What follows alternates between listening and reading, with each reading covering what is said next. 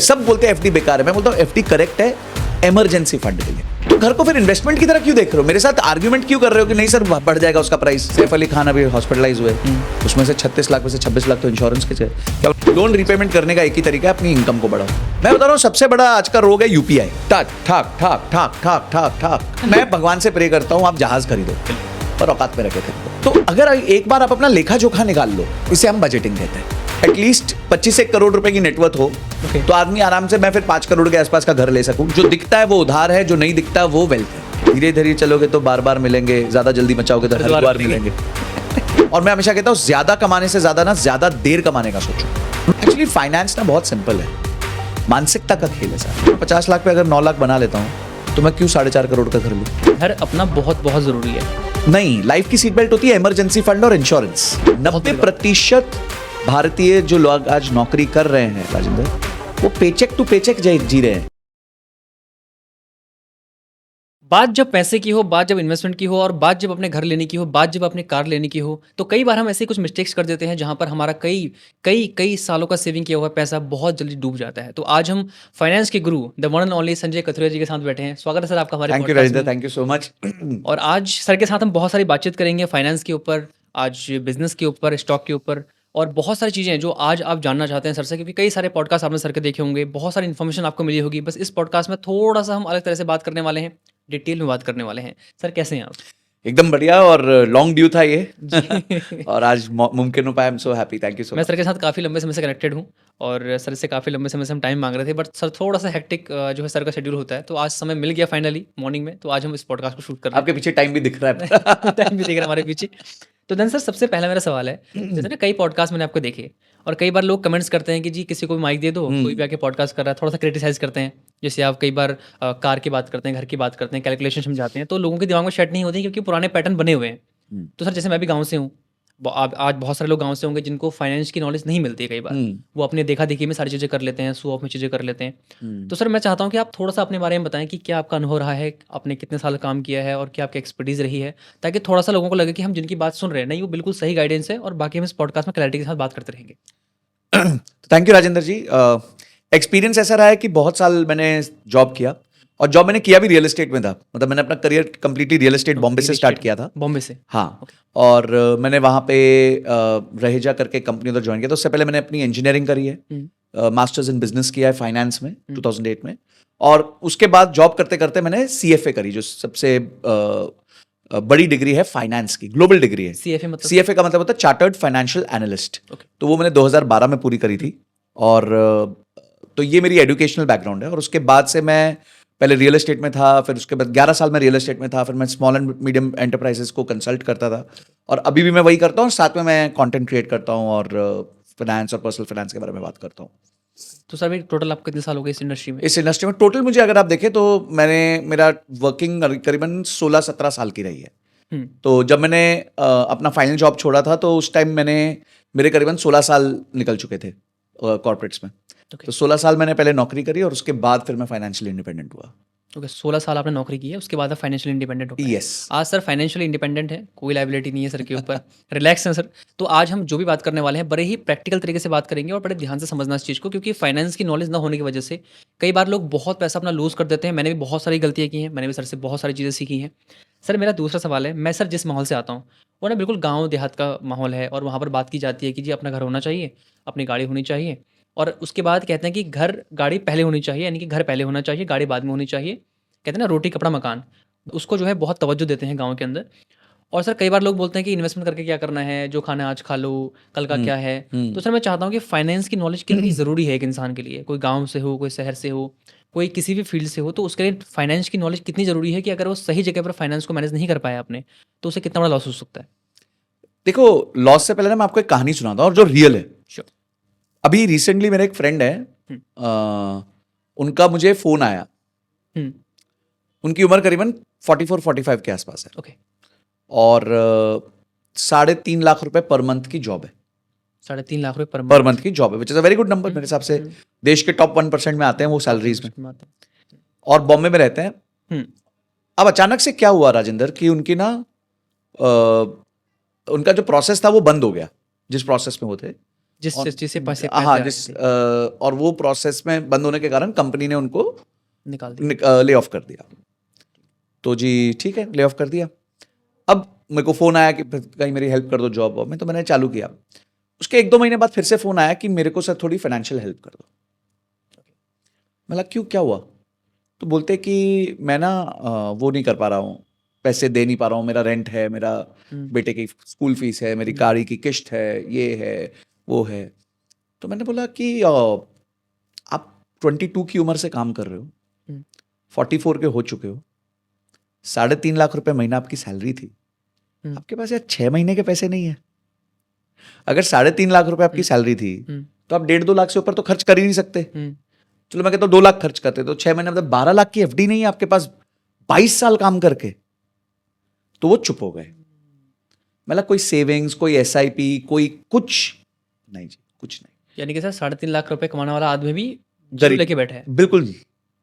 मतलब अगला पेचेक नहीं आया तो उनको पता नहीं है करना क्या है। जबकि 3.5 लाख रुपए कमा रहे हैं पर मंथ। बहुत बड़ी बात है। बहुत बड़ी बात है। 90% भारतीय जो लोग आज नौकरी कर रहे हैं राजेंद्र, वो पेचेक टू पेचेक जी रहे हैं। और वो इसका मतलब ये नहीं है कि 25,000 वाले की बात कर रहा हूं मैं, कि इसकी 25,000 तनख्वाह है कि भाई बहुत ही छोटी तनख्वाह है, वो नहीं मैनेज कर पा रहा। मैं 3 लाख 3.5 लाख वालों की बातें कर रहा हूं जिनके महीने 3.5 लाख रुपए गिर रहे अकाउंट में, उसके बावजूद भी वो पेचेक टू पेचेक है, क्योंकि वो बेसिक्स नहीं फॉलो करते। अच्छा, फिर मैंने पूछा कोई सेविंग? बोलते घर है, बिल्डर के यहां लिया था, वो घर वो डिलीवर नहीं कर पाया। तो घर डिलीवर नहीं कर पाया तो लोन भी चल रहा है और घर भी नहीं मिला, मैं उसको बेच नहीं सकता, तो मेरे पास पैसे ही नहीं है। तो वो लोन की किस्त भी चल रही है, उसके अलावा रेंट भी चल रहा है।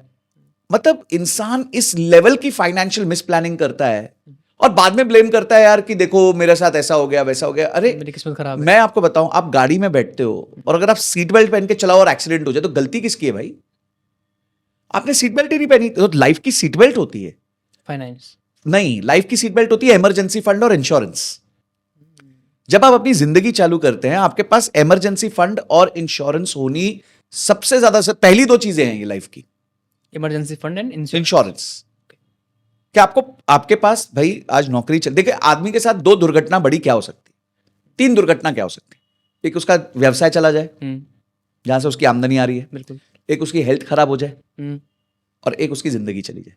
ये 3 ही बड़े खतरे हैं। इससे बड़ा कुछ नहीं हो सकता। इससे बड़ा बताओ कुछ खतरा है? कुछ नहीं हो सकता। ठीक है, चौथा रिलेशनशिप में कुछ इशू हो जाए, वो चलो एक बार उसको साइड रखते हैं, चलते रहता एक बार उसको साइड रखते हैं, वो मतलब वो अलग प्रॉब्लम है। मैं फाइनेंशियल ट्रबल्स बता रहा हूं। पहली ट्रबल है आपका व्यवसाय, जॉब चला जाए। तो जॉब चला जाए तो 3-4 महीने का रखो ना भाई पैसा, इमरजेंसी फंड रखो। आज अगर उनके पास 6 महीने का पैसा होता, स्ट्रेस नहीं होता, वो बढ़िया से अपना जॉब ढूंढते, कहीं पे टाइम लगाते, लोगों से नेटवर्क करते, मिलते, नहीं मिल पा रहे। क्यों नहीं मिल पा रहे? पैसे ही नहीं है। ठीक है। सेकंड है हेल्थ खराब हो जाए तो आप हेल्थ इंश्योरेंस ले लो, और वो भी ऐसे नहीं कि कंपनी ने दे दी 2 लाख रुपए की ले लो, क्योंकि जैसे आप कंपनी स्विच करोगे तो वो तो खत्म हो जाएगी, बंद हो जाएगा। और आपको पता है जैसे जैसे जब आप हेल्थ इंश्योरेंस लेते हो तो हेल्थ इंश्योरेंस अगर आपकी 1 साल आपने नहीं यूज करी, आपको नो क्लेम बोनसेस मिलते हैं, जिससे आपके हेल्थ इंश्योरेंस की वैल्यू बढ़ती है। मैंने जब हेल्थ इंश्योरेंस ली थी वो करीबन 15 या 20 लाख की थी, आज वो 60 लाख की है। ओके, उस समय के साथ साथ बढ़ती रहती है। समय के साथ साथ बढ़ती है, क्योंकि मेरी हेल्थ भगवान की कृपा से ऐसे कोई खराब नहीं हुई कि मुझे वहां से क्लेम करना पड़ा। बट फिर भी आपने इमरजेंसी के लिए रखा हुआ है वो इमरजेंसी मेरा 24 महीने का है। देखिए लाइफ में जैसे जैसे आप ग्रो करोगे ना, आपको अलग अलग बकेट्स को भरना पड़ता है। जैसे आपने इमरजेंसी फंड का बकेट भर दिया, अब आप संतुष्ट हो, इंश्योरेंस ले ली, आप संतुष्ट हो, आपके ऊपर लायबिलिटीज हैं, आपके पेरेंट्स हैं, आपके घर वाले हैं, आपकी डॉटर सन है, आपकी वाइफ है, आपने लाइफ इंश्योरेंस ले ली, आप सुरक्षित फील करते हो कि यार चलो मेरे को कुछ हो गया तो वो रिप्लेसमेंट नहीं हो सकता मेरा जो मतलब है, बट एटलीस्ट उनको पैसे की तंगी कभी नहीं होगी मेरे जाने के बाद। मेरी बेटी जो है वो पढ़ पाएगी, मेरा बेटा जो है वो आगे जाके पढ़ पाएगा, उसकी शादी ठीक से हो पाएगी। क्यों? मैंने इतनी इंश्योरेंस लेके रखी है। तो गाड़ी में बैठते ही, यानी कि जब जीवन की गाड़ी स्टार्ट हो तो सबसे पहले सीट बेल्ट पहनना जरूरी है। और लोग सीट बेल्ट नहीं पहनते क्योंकि उनको लगता है, वो कहते हैं ना स्पीड थ्रिल्स बट किल्स, जोगा देखा जाएगा। जोगा देखा जाएगा जी, क्या परेशान है, जो ऊपर देने वाला कौन है? आज जीऊंगा, आज खाऊंगा, आज पीऊंगा, आज रात को पार्टी जाऊंगा, आज स्विगी से ऑर्डर करूंगा। मैं सर एक चीज़ ना यहाँ पर कहना चाहूँगा सर, जैसे आपने अभी बात की इंश्योरेंस की, तो सर कई बार ना इंश्योरेंस लोग इसलिए भी नहीं ले पाते क्योंकि उन्हें जानकारी नहीं, क्योंकि इतनी सारी कंपनीज हैं। सर मैंने भी आज तक इंश्योरेंस नहीं लिया, कि मैं लूंगा उसको, आपने कह दिया तो पक्का लूंगा। मैं सामने बैठा एग्जाम्पल। और ये मेरे को कब से जानते हैं, उसके बावजूद ये हाल है। क्योंकि सर एक्चुअली सर मैं करना चाहता था इंश्योरेंस, बट सर इंश्योरेंस मैं करने निकला तो ऐसे ऐसे प्लान्स मेरे सामने रखे गए, मैं कंफ्यूज था कि मैं कैसे लूँ, क्या लूँ, मेरे लिए कौन सा सही है, कौन सा सही नहीं है। तो सर कैसे एक इंसान उस चीज़ को आइडेंटिफाई कर सकता है कि कौन सा सही है उसके लिए? देखिए, मैं आज के दौर में अगर हम ये बात कहें कि भाई हम कैसे आइडेंटिफाई करेंगे, तो बड़ी अजीब बात है, बिकॉज आज तो सब कुछ ऑनलाइन है। आप कोई भी वेबसाइट पे चले जाइए, कोई भी बड़े इंश्योरेंस के वेबसाइट पे चले जाइए, बहुत सारे प्लेटफॉर्म्स हैं जो जिनमें आप कंपैरिजन कर सकते हो और समझ सकते हो। 4 एटलीस्ट आप इंश्योरेंस एजेंट से बात करो। अभी मेरे एक फ्रेंड थे, उनके जीजा अनिल करके उनका नाम था जीजा का, 32 इयर्स के हुए, तो उन्होंने मेरे फ्रेंड से आके बात करी कि मुझे इंश्योरेंस चाहिए और मेरे को लगता है कि मेरी फैमिली है तो मुझे कवर करना है। तो उन्होंने किसी का एजेंट का नंबर दे दिया, एजेंट ने कोई पॉलिसी दे दी 50 लाख रुपए की। ओके। और बाद में जब उनकी 37 बर्थडे के तीसरे दिन मृत्यु हो गई। हाँ, 37 बर्थडे पे तो 5-6 साल गए और उसके अगले तीसरे दिन उनकी डेथ हो गई कार एक्सीडेंट में। तो जैसे क्लेम के लिए गए तो उनको क्लेम मिला 1 लाख रुपए, क्योंकि उन्होंने कोई और पॉलिसी ली हुई थी, एंडाउमेंट या ऐसे कुछ पॉलिसी थी, वो ले ली थी। उन्होंने टर्म्स ही नहीं पढ़े थे। तो सर अब भुगत कौन रहेगा, भुगता कौन? परिवार। परिवार। तो सर इस चक्कर से भी कई लोग नहीं कर पाते ना कि हमारे पता नहीं सही कौन सा है। तो चेक कर लो ना भाई। आज आप भाजी तरकारी खरीदने जाते हो तो 2 दुकानें करते हो ना चेक। भाई अगर एक मंडी में जाओगे, ठीक है, मंडी में जाते हो, पहले एक सेब चेक करते हो उसका कि बोला कितना 120 रुपए किलो, अच्छा ठीक है, मैं बगल वाली दुकान से चेक करके आता हूँ। बगल वाले ने कितना बोला 110 रुपए किलो, अच्छा क्वालिटी ठीक है क्या? हाँ ठीक है, चलो तेरे से। तो सर इसको ऑनलाइन परचेस करना सही रहेगा या फिर किसी एजेंट का? मुझे ऐसा लगता है कि ऑनलाइन आप चेक जरूर करें, चाहे आप एजेंट से ही परचेज करें, पर ऑनलाइन चेक जरूर करें। तो सेफ कौन सा, एजेंट या फिर ऑनलाइन? देखिए, ऑनलाइन भी सेफ है, बड़े बड़े पोर्टल्स आ चुके हैं। कुछ नाम लेता हूँ, ऐसा रिकमेंडेशन नहीं, जैसे डिट्टो है, टर्टलमेंट है, पॉलिसी बाजार है, एको है, बहुत सारे ऑनलाइन आजकल प्लेटफॉर्म्स हैं जिससे आप चेकिंग कर सकते हो कि भाई कौन सा मेरे लिए पॉलिसी ठीक रहेगी, कौन सी नहीं रहेगी। उनके एजेंट से बात कर सकते हो, क्योंकि उनको एजेंट्स को भी पता नहीं होता कि आप उनसे पॉलिसी खरीदोगे कि नहीं खरीदोगे फोन पे। तब से उनसे तो आप उनसे जो भी प्रश्न पूछोगे वो बेस्ट तरीके से आपको जवाब देंगे। यानी कि ऑनलाइन जानकारी ले लो, कंपैरिजन कर लो, फिर साथ में बैठ कर डील कर लो। हाँ, चाहे साथ में कर लो, फिर जो भी चॉइस आपकी कर लो, कोई चक्कर नहीं है। बिल्कुल सर, मैं इसको करूंगा सर, आपको मैं उसका पीडीएफ भेजूंगा सर, मैंने कर लिया पॉलिसी कर लिया, क्योंकि सर मैं इसी में कंफ्यूज था कई बार। मैं नहीं देखिए, जस्ट बिकॉज आपको कंफ्यूजन है इसका मतलब ये नहीं कि वो चीज करनी नहीं है। कंफ्यूजन है तो क्लैरिटी लेके आओ, 4 लोगों से मिलो, बात करो, किसी सीनियर से बात करो, 10 एक यूट्यूब पे वीडियो देख लो, रील्स मत देखो, वीडियोस देखो।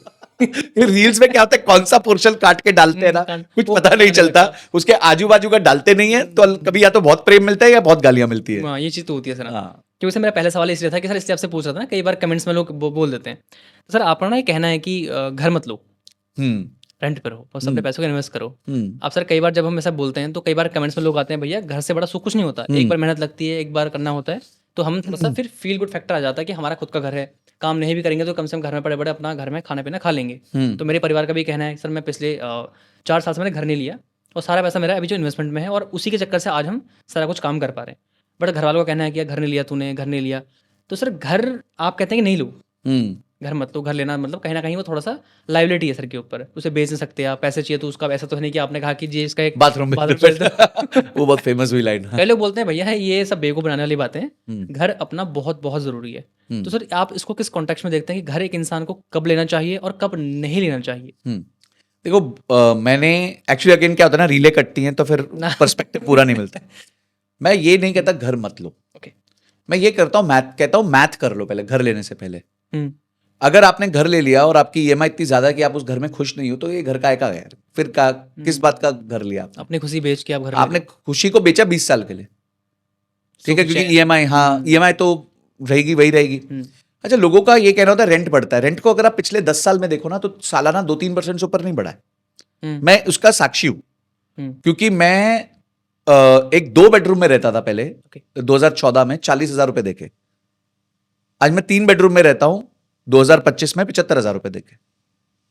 सर ये तो कई लोगों के दिमाग में सेट नहीं हुआ सर, 75,000 रुपए इतने में तो पता नहीं क्या क्या कर लेते। हाँ, बट आपको ये समझना है कि वही घर को लेने के लिए मेरी ईएमआई जो आती, वो आती करीबन 3.25 लाख रुपए हर महीने। तो मैं 3.25 लाख के अगेंस्ट 75,000 दे रहा हूं। क्या मुझे घर एंजॉय करने में कोई कमी है? नहीं है। मेरे पास पैसा बच भी रहा है, फ्लेक्सिबिलिटी भी है। मेरे पॉइंट क्या है, हाँ ऐसा नहीं है कि मैं कभी घर नहीं लूंगा, हो सकता है मैं भी ले लूं घर, पर आज नहीं लूंगा। आज मुझे नहीं लगता मेरे को घर लेने की कोई बहुत ज्यादा आवश्यकता है। ठीक है, हो सकता है मैं 5 साल बाद ले लूं, 10 साल बाद ले लूं, कभी भी ले सकता हूं, पर मैं तब लूंगा जब मेरी नेटवर्थ का, मेरी कैश नेटवर्थ का 20% से ज्यादा नहीं जा रहा मेरे पसंदीदा घर में। ओके, आपके टोटल नेटवर्थ का 20% से ऊपर नहीं होना चाहिए घर। बस, और वो आज इक्वेशन नहीं बनती। मेरी इतनी नेटवर्थ नहीं है कि उसके 20% में मैं अपना चाहिए घर ले सकूं। अब सर इसमें कई बार क्या होता है ना, जैसे घर को एक सोशल स्टेटस मानते हैं, तो कई इन्फ्लुएंसर ऐसे हैं जो कई आजकल नए पॉडकास्ट कर रहे हैं लोग, तो उसमें कई बार लोग बोलते हैं कि घर ले लो, आने वाले समय में प्रॉपर्टी इतनी महंगी हो जाएगी। और सर प्रॉपर्टी इतनी महंगी है भी, आप सर ना आज गुड़गांव में देख लीजिए, जो जमीन पहले 15-20 लाख की थी, आज जो 15-20 करोड़ से ऊपर की पहुंच चुकी है। तो कई बार लोग बोलते हैं, कमेंट्स करते नीचे कि हमने इतनी की प्रॉपर्टी ली थी, आज जो इतनी की है, तो आप ये है ना उल्टा क्यों बता रहे हो ना। तो चलो इसको उदाहरण से ले लेते हैं, कोई चक्कर नहीं है। आप कोई भी प्रॉपर्टी मुझे बता दो कि 20 साल में कितनी इंक्रीज हुई है, 20 साल के दौरान कितनी इंक्रीज होती है, 30 साल के दौरान कितनी इंक्रीज होती है, इसका आइडिया नहीं सर। नहीं पता। ठीक है, मैं आपको एक म्यूचुअल फंड बताता हूं, 1995 में आया था, HDFC flexi cap. Okay, HDFC flexi cap. ठीक है, 10 रुपए का यूनिट होता है, जब भी कोई म्यूचुअल फंड आता है वो 10 रुपए का होता है। आज वो 2000 का है, 200 गुना। म्यूचुअल फंड की बात कर रहा हूं। ठीक है, तो आप मुझे बताओ 30 साल में 200 गुना, ऐसे रिटर्न्स कहां मिलते हैं? तो लोगों का ना कंपैरिजन नहीं है लोगों के पास कंपैरिजन नहीं है। मेरे अभी मैं आपको बताता हूं, अक्षय कुमार ने घर खरीदा था 2 करोड़ 85 लाख रुपए में उस समय 2017 में। 17 में। ठीक है, आज बेचा 2025 में 4 करोड़ 50-60 लाख के आसपास। तो लोगों को लगेगा कि देखो जी बहुत अच्छा हो गया। आप इसके रिटर्न्स निकाल लो, पता कितना आ रहा है? 6%, 6% पर एनम। और यही 2 करोड़ 85 लाख अगर उन्होंने निफ्टी में डाला होता, सिर्फ निफ्टी 50 में डाला होता, ठीक है, तो आज वो 12 से 13 करोड़ रुपए होते हैं। और वो उसमें से 4 करोड़ रुपए निकालते सर, इसका उसके बाद भी 8 करोड़ रुपए रह जाते जो कंपाउंड हो रहे होते। इसका मैं यहाँ पर रोकना चाहूंगा सर, इसका सर रीजन ये भी हो सकता है कि लोगों को एजुकेशन नहीं है इस चीज के बारे में। प्रिसाइसली, देखिए अभी तक हमारे पेरेंट्स के पास, जैसे आपके पेरेंट्स बोलते हैं, मेरे पेरेंट्स भी बोलते हैं, हर बार कोई वीडियो जाती है मेरी, वो पूरी देखेंगे और फिर से फोन आएगा और चिप देंगे। मेरी, खासकर मेरी मम्मी, ये तूने क्या बोल दिया इसमें? हाँ, वाह तू घर क्यों नहीं लेना चाहता, तो घर, फिर मैंने उनको प्रॉमिस किया हुआ है कि लूंगा, हाँ लूंगा, कि इतना होगा इतने का लूंगा, चलेगा क्या? हाँ, मतलब आप बस भगवान से एक ही प्रेयर करते रहो, मेरा इतना जल्दी हो जाए, जितना जल्दी होगा वो मैं तब उतने का लेके आपको गिफ्ट करूंगा, आपके नाम पे लूंगा। तो सर टोटल नेटवर्थ कितनी बनाने की सोच रहे हैं आप? देखिए मैं सोचता हूँ कि एटलीस्ट 25 करोड़ रुपए की नेटवर्थ हो, तो आदमी आराम से, मैं फिर 5 करोड़ के आसपास का घर ले सकूं, जिसमें मुझे लोन सिर्फ इस बात का लेना हो कि लेना है बस, मतलब अपने सिविल स्कोर मेंटेन करना, इंटरेस्ट क्या कहते हैं के जो बेनिफिट्स मिलते हैं, या फिर जो खुद का पैसा मैं कहीं और बेटर यूज कर सकता हूं, उसका मेरे को उस चक्कर के लिए लोन लेना है। जैसे मैं आपको बताता हूं, मुझे जो भी चीज खरीदनी होती है ना, मैं लोन पे खरीदता हूं, ईएमआई पर। यस, जो भी चीज, पर इसका मतलब ये नहीं है कि मैं ईएमआई की वजह से वो चीज खरीदता हूं जो मुझे नहीं चाहिए। सो फॉर एग्जाम्पल, अभी पीछे मैंने एक लैपटॉप खरीदा, वो लैपटॉप था 1,60,000 रुपए का। मुझे चाहिए था, मेरा लैपटॉप बिल्कुल खराब हो गया था, ठीक है, और मुझे एक हाई परफॉर्मेंस लैपटॉप चाहिए होता है, बिकॉज ऑब्वियसली हम रिकॉर्डिंग्स करते हैं, वो सब करते हैं, तो मेरे को एक अच्छा लैपटॉप चाहिए था। तो 1,60,000 का मुझे पसंद आ गया, ठीक है। मैंने उससे बात करी बंदे से, तो मैंने बोला कि भाई क्या स्कीम है इस पे? तो बोलता है सर कि इसमें ईएमआई है। मतलब कितने टाइम की मिल जाएगी? तो बोलता आपके पास कार्ड कौन सा? मतलब चलो इस बैंक का है। तो बोलता आपको 18 महीने की इंटरेस्ट फ्री ईएमआई मिल जाएगी, यानी कि जितना लंबा हो सके उतना लंबा ले लेते हैं। हाँ ठीक है। तो मैंने उसको बोला चल एक काम कर, तेरे ब्याज का इसमें कितना कंपोनेंट आ रहा है? बोलते इतना कंपोनेंट। मैंने उतने का डिस्काउंट दे दे। बोलते मैं नहीं दे सकता। मतलब क्यों? बोले पॉलिसी नहीं है। पॉलिसी नहीं। तो मतलब क्या पॉलिसी है कि तुम इंटरेस्ट फ्री ईएमआई दोगे? बोला हाँ। तो मैंने दे दे। सोने पे सुहागा। हाँ देखो, चीज मुझे लेनी थी, डाउन पेमेंट पे वो डिस्काउंट दे रहा नहीं है, तो मैं आराम से 8,000 रुपए महीना देता रहूंगा, 8-9 रुपए महीना, और मुझे जो चीज चाहिए तो मुझे मिल भी गई। अब बेनिफिट है 1,60,000 में, पहले तो जीएसटी है 18%, वो देनी पड़ती, तो वो तो मेरे को बेनिफिट मिल ही जाएगा क्योंकि मैं कंपनी के नाम पे लेता हूं। ठीक है, मुझे ये ब्याज का बेनिफिट मिल गया, और तीसरा मुझे इनकम टैक्स की रिबेट मिलेगी। तो मेरे लिए तो वो इक्विपमेंट मुश्किल से 70-80 हजार का पड़ने वाला है। तो ये समझदारी होती है। पर अगर इसी चक्कर की वजह से मैं बोलूं नहीं यार मेरे को तो 1,60,000 का लैपटॉप चाहिए था, मैं 5 लाख वाला ले लेता हूं, जब मेरे को उस चीज की वो गलती है, that is a mistake. Mistake ये नहीं है कि आपने कोई चीज ईएमआई पे ली, मिस्टेक ये है कि ईएमआई हो रही थी इस वजह से वो चीज ले ली। ओके, बस रीजनिंग ठीक कर दो अपनी। तो मैंने फोन लिया 1 साल पहले, और सेम प्रॉब्लम, 1,40,50,000 का फोन था, और मेरे को फोल्ड चाहिए था बिकॉज मेरे को ट्रेडिंग हो गई या फिर Screen वगैरह कंटेंट थोड़ा सा। देखना है, तो मेरे को बड़ा स्क्रीन चाहिए था। तो मैंने लिया और सेम क्वेश्चन कि भाई क्या करो, दे दो कोई डिस्काउंट। बोलता है नहीं देंगे। मतलब फिर क्या दोगे? बोलता है 24 महीने की इंटरेस्ट फ्री EMI देंगे। मतलब दे दे। आज 5,600 रुपए कटते हैं महीने के, उसके ऊपर GST का बेनिफिट ले चुका हूँ, इंटरेस्ट का बेनिफिट ले चुका हूँ और डेप्रिसिएशन खाता हूँ हर साल, टैक्स पे ज्यादा बचा लेता हूँ। ओके। तो पॉइंट इज ये सब इंटेलिजेंस है, फाइनेंशियल इंटेलिजेंस है जो आप यूज कर सकते हो अपने फेवर के लिए। मैं सर यहाँ पर अपना पर्सनल एक्सपीरियंस शेयर करना चाहूँगा। हमारे एक मित्र हैं, तो वो भी आपकी तरह ही करते हैं। वो आपके बहुत बड़े फ़ैन हैं, उन्होंने आपके सारे सब कुछ जाना है आपको और अच्छे से आपको सब कुछ अच्छे जो आप करते हैं सेम वही चीज़ वो करते हैं। तो वो कई बार सारी चीज़ों को वो लोन पर ही लेते हैं, EMI पर ही लेते हैं। और सर मेरी आदत ऐसी है, मैं कैश वाला बंदा हूँ कि मेरे को कैश पे लेना है। मैं सर फ़ोन, लैपटॉप, मैं सारी चीज़ों को कैश पे उठाता हूँ और कई बार इस चक्कर से मुझे लॉस भी होता है। लेकिन सर कहीं ना कहीं मुझे लगता है कि मेंटल पीसनेस वो कई बार मेंटेन रहती है कि चलो मेरे ऊपर कोई कर्जा नहीं है। बट सर आप कह रहे हैं कि मैं इतनी सारी चीज़ों को जब भी कुछ करता हूँ तो EMI पर ही लेता हूँ। तो सर वो एक आम इंसान के लिए, जैसे सर मैं हूँ, तो एक आम इंसान के लिए यही होता है कि यार कर्ज मुक्त जिंदगी हो, किसी का कर्जा ना हो, कोई EMI ना हो हर महीने, भले हम पैसे कमा रहे हूँ, उसके बावजूद भी हर महीने का जो स्ट्रेस होता है ना कि पे करने हैं, वो बटन दबाना है बार बार, वो कहीं ना कहीं तकलीफ होती है। तो कैश लेना भी सर सही है या फिर केवल EMI पर ही हमें अपना जो है आगे का करना नहीं देखिए, अगेन क्या मैंने क्या बोला कि कैश में भी मैं ले सकता था। ठीक है। तो अगर आपकी हैसियत कैश में लेने की है तो इंटरेस्ट फ्री EMI पे तो लेने की होगी यार। हम्म, भाई अगर आप 1,60,000 आज कैश दे सकते थे हम्म, तो मैं 18 महीने में तो दे ही सकता हूं। 18 महीने कौन से खत्म हो रहे हैं मेरे पैसे? हम्म। तो इस वजह से मैं EMI करता हूं। आप दे सकते हैं लेकिन आप लेंगे नहीं। हाँ, मैं आज दे सकता था, मैं आज एक बार नहीं, मैं आज 2 बार दे सकता था, ओके।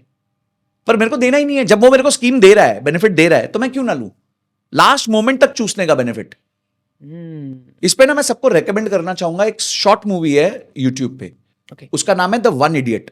The one idiot. हाँ, वो जरूर देखना, आपकी जिंदगी बदल जाएगी, आपका थॉट प्रोसेस बदल जाएगा उस मूवी को देख के। एक स्टोरी है उसमें, सोसाइटी में एक अंकल रहते हैं, बड़े हस्त मौला अंकल है। वो छोटी छोटी छोटी छोटी चीजों के लिए नेगोशिएट करते हैं। भाजी वाले के साथ लड़ लेंगे, किसी के साथ भी लड़ लेंगे, लड़ने का मतलब नेगेटिवली नहीं, ऐसे नेगोशिएट Negotiate करेंगे। करेंगे। हाँ, फिर सब उसको ना उधर सोसाइटी में सारे जो बच्चे होते हैं, छोटे छोटे बच्चे होते हैं, वो उसको इडियट बुलाते हैं कि ये इडियट, ये तो इडियट अंकल है, ये तो इडियट अंकल है। बार्गेनिंग करते हैं। और क्या कहते हैं, उसके बाद उनमें से एक बच्चा है जो उनको फॉलो करता है, मतलब उनके साथ वो जो सिखाते हैं वो सीखता है। तो वो फिर एक दिन अपने भाई को बताता है कि ये जिसको तुम इडियट इडियट इडियट बोल रहे हो ना, जो बड़ा सिंपल सा चप्पल में घूमता है और भाजी तरकारी के लिए वो करता लड़ता है, लोगों से। लड़ता है लोगों से, कम करने के लिए। हाँ, उसकी नेटवर्थ 100 करोड़ है। पर्दे उड़ के सबके दिमाग। हाँ, तो फिर बाद में बताया गया कि कैसे उसने वो जमा करी, क्या किया, कैसे किया है। It is a very beautiful movie, mind opening movie है वो। आप सब लोग जरूर उस मूवी को देखना। कई बार सर मैं अभी ना, जैसे कई इन्फ्लुएंसर्स हैं, वो कहते हैं कि कर्ज मुक्त जिंदगी ही सबसे बड़ा जीवन का हाँ। मतलब शांति रहती है जीवन में। वो लोग बोलते हैं हाँ जी, देखो कितनी अच्छी बात की साथ में कर्ज मुक्त जिंदगी। लेकिन सर कई बार लोग कर्ज न लेने के चक्कर में भी अपना कैश बंद कर देते हैं। तो इमरजेंसी फंड हो गया, जिसकी हम बात कर रहे थे आगे, ना इंश्योरेंस ले पाते हैं, इमरजेंसी फंड उनके पास नहीं होता, तो इस चक्कर से भी नहीं होता होगा फिर। देखो अभी मैं ना परसों मैं क्या ड्राइवर ऑन हायर लेता हूँ, मेरे पास गाड़ी है, ओके। पर मैं फुल टाइम ड्राइवर नहीं रखता। ओके। हाँ, तो मैं क्या करता हूँ, दिन में ड्राइवर बुला लेता हूँ, ठीक है। तो वो दिन में मेरे साथ जितने घंटे मुझे चाहिए, 5-6 घंटे चाहिए रहता है, पे कर दिया। उतना पे कर दिया। तो ड्राइवर ऑन हायर सिस्टम चलता है, ठीक है। तो मैं आए, मेरे पास ड्राइवर साहब बड़े अच्छे, घुमाया पूरा दिन, लंबा दिन था हमारा, 12-14 घंटे हम साथ में थे। तो उन्होंने, जनरली मैं बातें बातें करने लग जाता हूँ, तो मैंने पूछा, तो लास्ट में ना जब मैंने पेमेंट करी उनको, मैंने कैश में करी, तो बोलते भैया UPI कर दो। मतलब क्यों UPI क्यों चाहिए, कैश क्यों नहीं चाहिए? बोलते वो किस्त कटनी है। तो मतलब किस चीज़ की किस्त कटनी है? तो बोलते वो एक लोन लिया था। मतलब किस चीज़ का लोन लिया था? बोलते वो ना मेरी वाइफ की तबीयत खराब हो गई थी तो लोन लेना पड़ा। मतलब इंश्योरेंस नहीं ली थी? बोलते नहीं, इंश्योरेंस नहीं। अगर इंश्योरेंस लिया होता तो पैसे बच जाते। बच जाते। सैफ अली खान अभी हॉस्पिटलाइज हुए, उसमें से 36 लाख में से 26 लाख तो इंश्योरेंस के थे। क्या उनके पास पैसे नहीं थे क्या? तब भी लेकर रखा हुआ है। तब भी लेके रखा हुआ है। Rich people think differently, think very differently, वो बहुत अलग सोचते हैं। आप वो ना प्रोटेक्शन पे फोकस करते हैं, वो सीट बेल्ट पहन लेते हैं, उनको पता होता है कि लाइफ का एक झटका आपको फाइनेंशियली 20 साल पीछे खींच सकता है। एक गलती आपकी जिंदगी की फाइनेंशियली आपको 20 साल पीछे खींच सकती है। और बच्चे यहां क्या कर रहे हैं आजकल? उधार लेके FNO करेंगे, उधार लेके क्रिप्टो ट्रेडिंग करेंगे, उधार लेके करेंसी ट्रेडिंग करेंगे। ये बहुत ट्रेंड में है इस समय। तो क्योंकि उनको पता ही नहीं है कि अपने आप को प्रोटेक्ट कैसे करना है। Protection comes first, seat belt पहले पहनी जाती है, बाद में नहीं। बार बार बोलूंगा ये बात, ताकि लोग पहनना चालू कर दे, गाड़ी में भी पहने और लाइफ में भी पहने। प्रोटेक्शन पहले रख लो, उसके बाद जो करना फिर करते उसके बाद करो ना, बकेट्स करो। आपने इमरजेंसी फंड बना दिया, आपने इंश्योरेंस ले लिया, अब आप सेफ हो गए हो, रहो। 3 बड़ी प्रॉब्लम से सेफ हो चुके हो। हम्म। अब आगे बढ़ो, जिंदगी में ग्रोथ करो, इन्वेस्टमेंट्स करो, रिस्क लो। यानी कि सर अभी तक सर जो भी आपने बातें कही ना, मुझे सर लग रहा है, मैं भी अपना पर्सनल एक्सपीरियंस आपको बताता हूँ सर, मतलब ये एजुकेशन हमें मिली नहीं इसलिए हम नहीं कर पाते, बिल्कुल सही कह रहे मिलती तो हम भी कर पाते। हैं। हाँ, जैसे आज आपको मिली, अब आप भी जाके चेक करोगे और मेरा इमरजेंसी फंड कितना मैं है। सर अभी जाके चेक करूंगा। हाँ, और जितना कम पड़ रहा है 6 महीने से, उसको कवर करके एक एफडी में डाल दो। अब आपको सुकून है, मेरे पास एक एफडी है। सब बोलते हैं एफडी बेकार है, मैं बोलता हूँ एफडी करेक्ट है इमरजेंसी फंड के लिए। केवल एफडी के लिए, एफडी में 2 चीजों का पैसा होना चाहिए। एक होना चाहिए इमरजेंसी फंड का, एक होना चाहिए अपॉर्चुनिटी फंड का। अपॉर्चुनिटी फंड का मतलब होता है जब आपके पास पैसे बढ़ने लगते हैं जिंदगी में, आप ज्यादा कमाने लग जाते हो, तो इमरजेंसी फंड तो आप 12 महीने कर लोगे, ठीक है, 18 महीने कर लोगे, उससे ज्यादा क्या करोगे? ठीक है, जैसे मैंने 24 महीने किया हुआ है, 24 महीने से ज्यादा क्या मैं अभी इमरजेंसी फंड रखूं अपने पास? ठीक है, तो 24 महीने का इमरजेंसी के फंड बाद भी पैसे बचते हैं अब, बचते हैं, क्योंकि आप लाइफ में अच्छा कर रहे हो, करोगे ही, करोगे। आज करोगे नहीं तो कल करोगे, थोड़ा टाइम मेहनत करोगे तो अच्छा करोगे, लोगों से आगे निकलोगे जीवन में। अगर आपकी हैबिट्स अच्छी है तो पैसा बचाने लगोगे। तो उसके बाद आप क्रिएट करो अपॉर्चुनिटी फंड।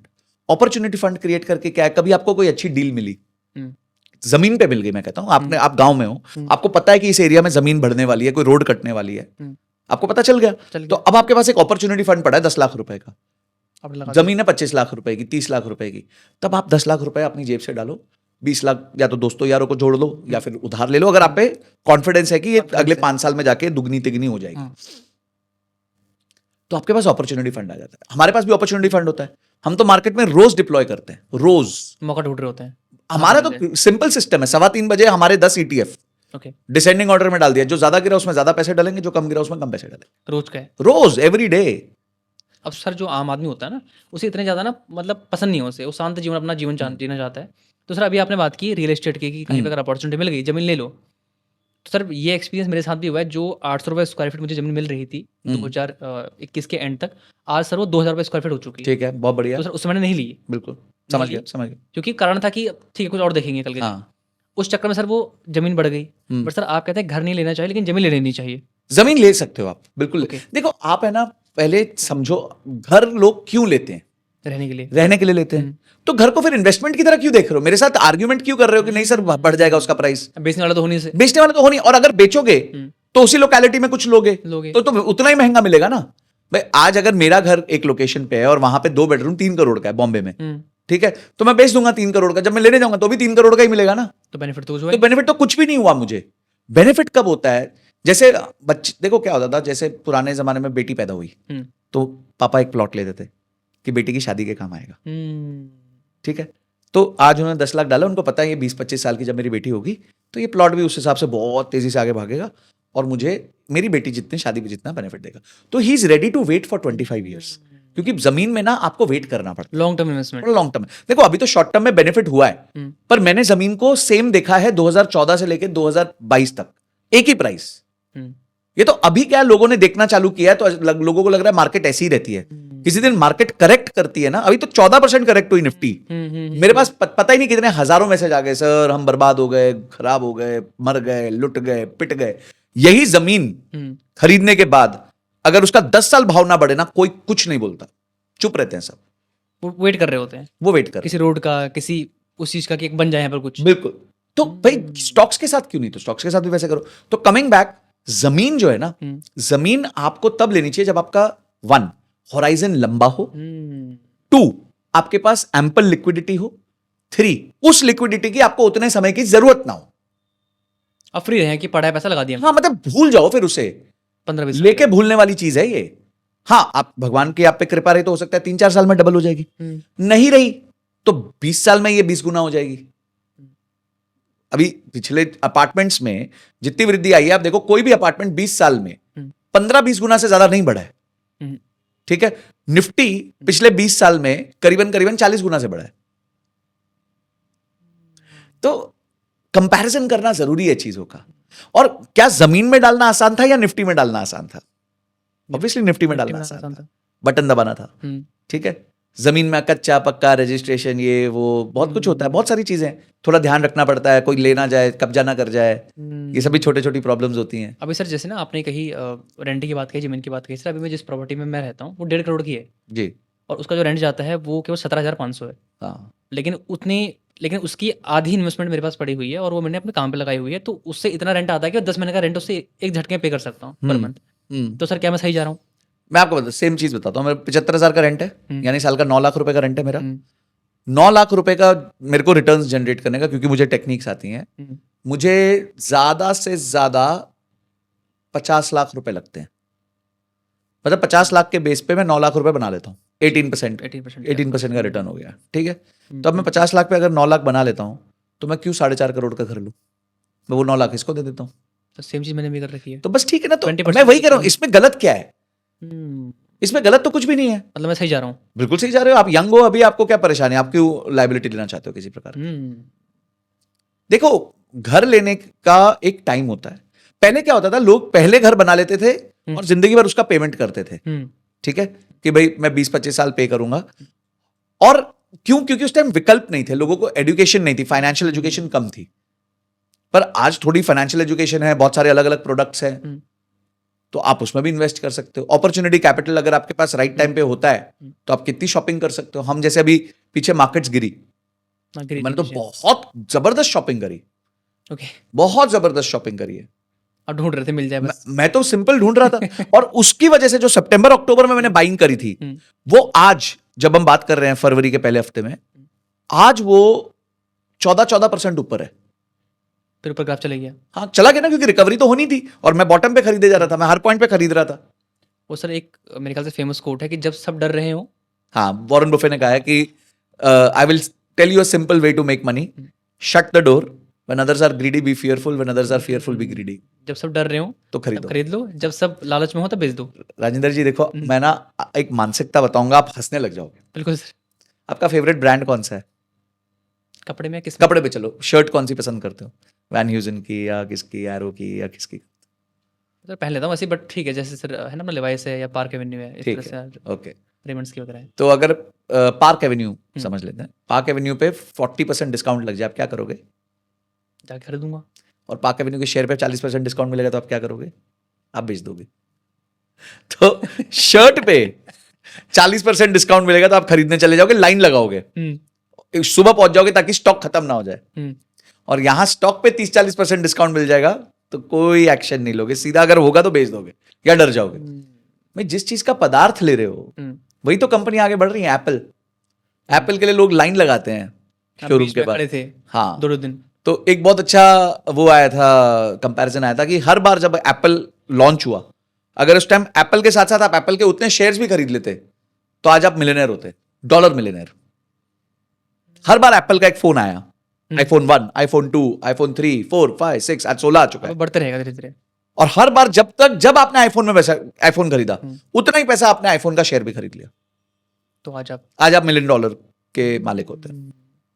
तो सर इसमें जैसे आप सर ना, मैंने कई बार नीचे जो है लोगों के कमेंट्स वगैरह पढ़े पॉडकास्ट के नीचे, तो कई बार लोग बोलते हैं कि सर आपके कोई प्रोग्राम्स है जिसमें फाइनेंशियल है ना हमें जो है शिक्षा दे सकते हैं, तो सर आपके कुछ ऐसे प्रोग्राम्स वगैरह हैं? मैं करता हूं, बट बहुत ज्यादा नहीं करता, बहुत रिस्ट्रिक्टेड काम। तो सर आम लोगों के लिए कब करोगे आप? मैं कोशिश करूंगा, जल्दी करूंगा, बट मैं बहुत कम करता हूं ये। क्योंकि सर अगर आपने लोगों मेरे एक तो कोर्सेज हैं फाइनेंशियल प्लानिंग के ऊपर जो लिस्टेड है, और कुछ दूसरे प्लेटफॉर्म्स पे, पर मैं बहुत ज्यादा ये करता नहीं हूँ। मतलब मेरा प्रोग्राम बहुत, जो मैं करता भी हूँ बहुत छोटा करता हूँ, मतलब ज्यादा बड़ा। तो सर आम लोगों को आपका प्रोग्राम नहीं मिल पाएंगे ऐसे तो फिर? अभी नहीं करें, मैं करूंगा, उसके लिए अच्छा कंटेंट बनाऊंगा, अच्छे से आऊंगा। बिल्कुल सर, जरूर सर, हम चाहेंगे कि जरूर आप इस चीज़ को करें, क्योंकि लोग सर सीखना चाहते हैं। हाँ, मैं भी सर कुछ सीखना चाहता हूँ, मैं चाहता हूँ कि कोई सिखाए। मैं देख रहा हूँ जैसे आपको समझ आ रही है कि कितनी सिंपल है बातें ये। एक्चुअली फाइनेंस ना बहुत सिंपल है, मानसिकता का खेल है सारा। मानसिकता का खेल, मानसिकता का खेल। परिवेश कैसे परिवेश चल रहा हाँ, है। मतलब आप बस बेसिक चीजें भी करेक्ट करोगे ना, आप दुनिया से बहुत आगे चले जाओगे। क्या बात है सर। सर अगला मेरा क्वेश्चन है सर, आजकल जो यूथ है सर, जैसे मेरी एज है, तो सर मैंने भी बहुत बहुत बड़ी गलतियाँ की हैं। मैं इतना पैसा लूज किया सर, मैं आपको बता नहीं सकता, बताऊंगा तो आप मुझे बहुत डाउट होगी अभी। तो सर मैंने गाड़ी खरीदनी हो, फ़ोन खरीदना हो, मतलब खुल के खर्चा करता था। आज मैं कई बार करता हूँ, बट अब थोड़ा सा कंट्रोल में चीज़ें रखता हूँ, क्योंकि ताकि मैं पैसे को ज़्यादा से ज़्यादा सेव कर पाऊँ, अपने काम पर लगा पाऊँ। तो सर आज का ना जो सोशल स्टेटस को मेंटेन करने का कल्चर आ गया है, वो अगर कोई शो ऑफ कर रहा है इंटरनेट में, कोई गाड़ी दिखा रहा है, कोई फ़ोन दिखा रहा है, कोई फॉरेन टूर दिखा रहा है, अब उसे ये पता भी नहीं है कि वो गया कि नहीं गया, क्योंकि ऐसे तो कई जो है स्टूडियो मिल जाते हैं जहाँ पर सारी चीज़ें हमें है ना जो मिल जाती हैं। तो वो लोन लेता है, फिर वो लोन लेता है और कर्ज पे उन चीज़ों को लेता है जिसकी कहते हैं ना ये भाषा में औकात नहीं होती, तो उसको ले लेता है और ज़िंदगी भर उसकी ईएमआई को फिर दे रहा होता है उस चीज़ की जिसकी वैल्यू गिर रही है, ना कि बढ़ रही है। एसेट उसमें है ही नहीं, बिल्कुल लायबिलिटी है उसके ऊपर। तो सर ये फाइनेंशियल मिस्टेक जो यूज़ कर रहा है आज के समय में, इसका खामियाजा इन्हें कितना भुगतना पड़ सकता है अगर नहीं समझे टाइम पर तो? देखो, एक तो मैंने अभी जैसे आपको एक स्टोरी बताई मेरे एक फ्रेंड की, हुँ, तो वैसी एक सिचुएशन हो सकती है आपके साथ। हुँ, मैं जब जॉब करता था, मेरी सैलरी बहुत अच्छी थी, बहुत अच्छी थी, ओके। और मैं साइड इनकम भी बनाता था टीचिंग करके। हुँ, तो मेरी इनकम में मतलब मेरी डुअल इनकम थी। ओके। और एट द एज ऑफ 27-28 मेरे को एक दिन शौक आया, मैं मर्सिडीज खरीदूंगा। हाँ, 27-28 नहीं, sorry, I was at that time 2014, मतलब 30 साल का हो गया होगा करीबन। तो 30 साल की उम्र में आपका हाँ, मेरे को था कि मर्सिडीज लूँगा, खरीदनी है, ठीक है। ठीक है। पर अब दूसरा, मेरी बुद्धि फाइनेंस वाली वो अलाउ नहीं करती, ठीक है, मन कर रहा है अलाउ नहीं, बुद्धि नहीं अलाउ करती। तो हमने क्या किया, हमने बोला क्या खरीद सकता हूँ मैं, ओके। क्या मेरी औकात क्या है, जिसे आपने अभी जैसे बोला। तो मेरी औकात थी एक 10 लाख की होंडा सिटी खरीदने की, तब होंडा सिटी 10 लाख के आसपास आती थी। अब तो महंगी हो चुकी है। अब तो हो गई होगी 16-17-18 लाख 15-16 की। की है। हाँ, तो मेरी औकात थी एक होंडा सिटी लेने की। तो मैंने बोला क्या मुझे होंडा सिटी के भाव पे मर्सिडीज मिल सकती है, तो ये क्वेश्चन था। Second hand market. तो सेकेंड हैंड मार्केट को एक्सप्लोर किया। हुँ, मुझे 2014 में 2007 की एक गाड़ी मिल गई किसी रईस आदमी की, जो उसको निकालना चाहता था, जिससे चलाई 40-50 हज़ार थी, बढ़िया कंडीशन में। बहुत A1 condition, automatic, diesel, sunroof वनरूफ सब कुछ अपना, तो दिल आ गया उसमें। 8,70,000 में मैंने गाड़ी खरीदी, 8,70,000 रुपए में। क्या बात है! ठीक है, उससे टायर भी बदलवाए चारों, क्योंकि इतनी देर में मेरे को पता होता है 30-40 हज़ार के टायर 30-40 हज़ार के टायर बदल दिए उसने। और एक मैंने उसकी अच्छे से वो चेकिंग वेकिंग कराने के 10,000 सर्विस रुपये वगैरह फालतू करवा दे दिए। अब मेरे को सबने डरा के रखा कि यार इसकी तो मेंटेनेंस पड़ेगी तुम्हारे लोग को साल डरते की हैं। 1 लाख रुपए की। लोग डरते हैं। तो मैंने बोला कि चलो इसको भी, ये भी क्वेश्चन प्रॉब्लम स्टेटमेंट है। हुँ, तो मेरे को पता चला यार खान मार्केट में हर 6 महीने में जाना है, और 10-1 हज़ार रुपए में काम हो जाता है, जिसमें फिल्टर सर्विस वगैरह हो जाती है। सर्विस हो जाती है।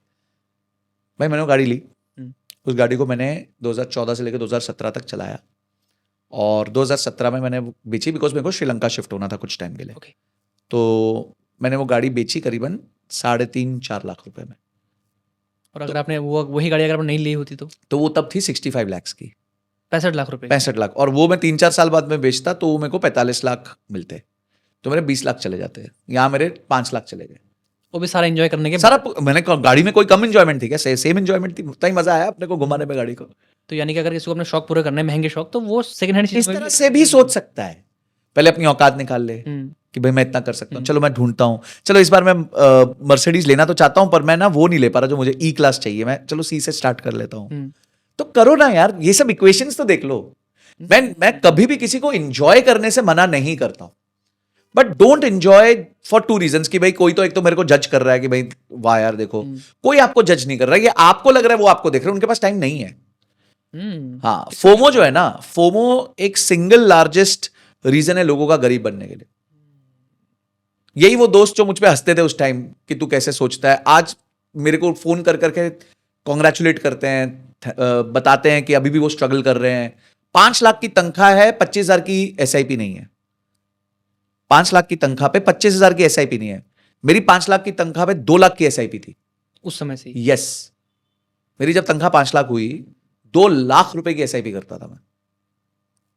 यहां 25,000 नहीं कर पा रहे हैं। हाँ, तो सर बट आपने गाड़ी का एक किस्त दे रहे हैं 80,000 का, घर की एक किस्त दे रहे हैं, और स्ट्रक देखो, घर की किस्त है ना, आपको रोक 20 साल होता है यार, 20 साल आपका करियर सेम रहेगा। आज 20 साल कोई चीज सेम रह सकती है? बिल्कुल नहीं। पुराने टाइम में रहती थी। आज चीज़ें इतनी तेज़ी हाँ, से शिफ्ट हो 5 रही हैं। साल 3 साल में सब कुछ बदल जाता है। आपकी प्रेफरेंसेस बदल जाती हैं, आपको वो लोकेशन पसंद नहीं आई, आपको शिफ्ट करना है, हुँ, बहुत सारी चीजें हो जाती हैं जीवन में। इसलिए फिक्सेटेड रहना कोई चीज पे, मुझे लगता है आज, भाई आज जमाना क्या हो गया है, आप गाड़ी नहीं खरीदते क्यों? उबर और ओला है। ओवर है। आप घर पे खाना क्यों नहीं बनाते? स्विगी और जोमेटो है। अब ड्राइवर फुल टाइम नहीं लेते क्योंकि एक ऐप है जो बोलती है कि दिन भर का ड्राइवर ले लो, घंटे के हिसाब से 2 घंटे चाहिए, 200 रुपए दे दो, ले लो। तो मैं क्यों 25,000 रुपए 20,000 का ड्राइवर रखूं, पूरा लाइबिलिटी लूं उसका? मतलब ठीक है यार, जब जरूरत होगी, मैं आधा टाइम बाहर होता हूं शहर से, तो जब जरूरत होगी बुला लूंगा, आधे घंटे के अंदर एकदम पुलिस वेरीफाइड ड्राइवर आता है अपने पास। तो सर आज ना जो हमारा यूथ है, मैं आपसे ये पूछना चाह रहा था, आज सर जो हमारा यूथ है वो यही गलती करता है, वो कहता है कि ना मतलब आज शौक पूरे करो, कल का किसने देखा, जैसे आप बता रहे थे आगे भी। तो कई बार ना मजे-मजे में दूसरों को दिखाने के चक्कर में वो ले तो लेता है, लेकिन फिर उससे अंदर-अंदर घुट रहा होता है, वो बाहर से लोगों को लगता है कि वाह! क्या लाइफ है इसकी। लेकिन अंदर ही अंदर वो बहुत जल रहा होता है, फ्रस्ट्रेट होता है, जैसे आपने कहा कि मेरे दोस्त। तो सर यानी कि ये नॉलेज आपको ये जो सीखा सर आपने पहले से ही सीखना स्टार्ट कर दिया था? बहुत पहले से। और मैंने कैसे सीखा, मुझे भी कॉलेज ने नहीं सिखाया, ओके, बाद में सीखा आपने? मैंने तो किताबों से सीखा।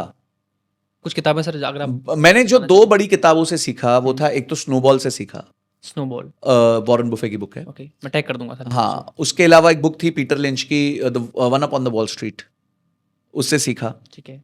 तीसरा, संगति वैसी रखी। हम्म, संगति मुझे लगता है सबसे बड़ा इंपैक्ट रखती है आपकी लाइफ में। संगत। आप किसके साथ घूम रहे हो। मेरे जितने दोस्त थे ना, हम्म, सारे बड़े सिंसियर थे। समझदार। हाँ, समझदार थे। क्योंकि पता नहीं वो अब होता क्या, आप अट्रैक्टिव ऐसे लोगों को करते हो। अब जैसे मैंने एसआईपी चालू की थी 2008 में 2,000 रुपए की, ओके, और मेरी सैलरी पे एक मेरे दोस्त ने चालू की थी 20,000 रुपए की, सेम सैलरी हम दोनों की। मैंने तो 20,000 कर ली। बोलता हाँ यार, घर पे तो यहाँ घर पे पापा मम्मी के घर पे रह रहा हूँ, ऐसे कोई खर्चा है नहीं, तो सेविंग्स कर लेंगे ना ज्यादा। तो उससे मेरा कॉन्फिडेंस बढ़ गया, मैंने भी थोड़ा ज्यादा डालना चालू किया। तो आपकी संगति वैसी थी। पर यही अगर दोस्त होता, नहीं यार मैं तो 20,000 महीना शराब में उड़ाता हूं, अगले दिन से आप भी शुरू। तो या मैं बढ़ाता नहीं, मेरे 2,000 पे रह जाता। तो कुछ तो करते आप। हाँ, कुछ उल्टा हो जाता, कुछ गलत हो जाता मुझसे। तो संगत कहते का हैं कि संगत बहुत जरूरी है, हम्म, और बुक्स बहुत जरूरी है। आप पढ़ते क्या हो बहुत जरूरी है। जैसे मैंने ये 2 बताई। आज के जमाने में मैं रेकमेंड करूंगा, साइकोलॉजी ऑफ मनी है, बहुत प्यारी किताब है, उसको पढ़ लो।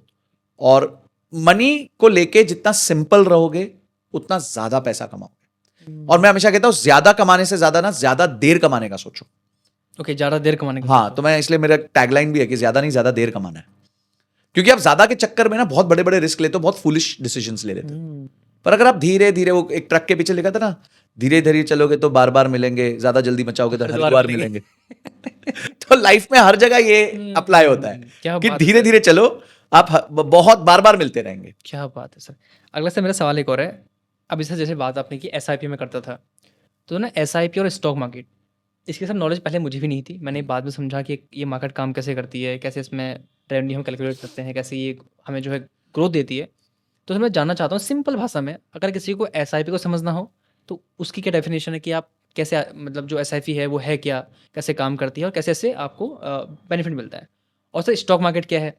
तो इन दोनों में से थोड़ा सा डिफरेंस आप बताइए, और एक एक करके, जैसे एसआईपी क्या है और स्टॉक मार्केट क्या है, काम कैसे करती है, ताकि लोगों को थोड़ा समझ में आए कि हाँ एक्चुअल में ये इस तरह से काम करते हैं, हम भी कर सकते हैं। देखो, एसआईपी ईएमआई की तरह है। अच्छा, ईएमआई की तरह है। ईएमआई की तरह है, ठीक है। ईएमआई नहीं है। ईएमआई नहीं है, ईएमआई की तरह है। ईएमआई में क्या है, आपके महीने एक अमाउंट महीने का कट रहा है।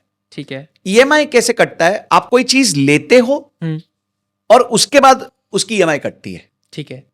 आप कोई चीज लेते हो जो आप ले नहीं सकते, उसके लिए आप उधार लेते हो। जब आप उधार लेते हो तो अब आपने वो चीज ले ली है, आपके वो ओनरशिप में है, तो उधार का आपको एक रिटर्न वापस करना पड़ता है। ठीक है। तो इसको हम कहते हैं कंपाउंडिंग वर्किंग अगेंस्ट यू। इसमें कंपाउंडिंग आपके विरुद्ध काम कर रहा है। आपके विरुद्ध काम कर रहा है। हाँ, क्यों? क्योंकि अब आपको उधार का किस्त चुकानी है, और शुरुआती किस्त जो होती है उसमें ज्यादा ब्याज होता है, कम रीपेमेंट होता है। मेरे पास एक बिजनेसमैन को मैं कंसल्ट कर रहा हूं। जब मैं पहली बार गया उनके पास और उन्होंने मेरे ऐसे पॉडकास्ट देखे, तो उनकी बुद्धि चकरा गई। एक दिन फोन करके बोले, संजय सर आधा घंटा बात करनी है आपसे। मतलब आज तक ऐसी रिक्वेस्ट ही नहीं है कि बोलते 5 मिनट करनी है, 2 मिनट करनी है, 10 मिनट, सर आधा मिनट। और जो उन्होंने अपनी व्यथा और कथा मेरे को सुनाई, मेरे रोंगटे खड़े हो गए। बोलते मैंने एक कमर्शियल प्रॉपर्टी ली थी, कमर्शियल प्रॉपर्टी के लिए मैंने 2.5 करोड़ रुपए का लोन लिया था। ठीक है रावत जी, ये सुनना और आप लोग सब सुनना। और वो लोन था करीबन वही 15 से या 20 साल का था, और प्रॉपर्टी का 2-2.5 करोड़ या 3 करोड़ का कुछ लोन था। मतलब एग्जैक्ट नंबर्स मेरे को अच्छे से याद नहीं है।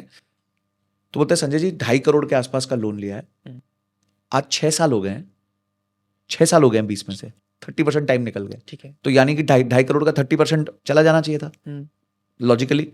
बिल्कुल। तो 75.5 लाख चला जाना चाहिए था। मुश्किल से 20 लाख गया है।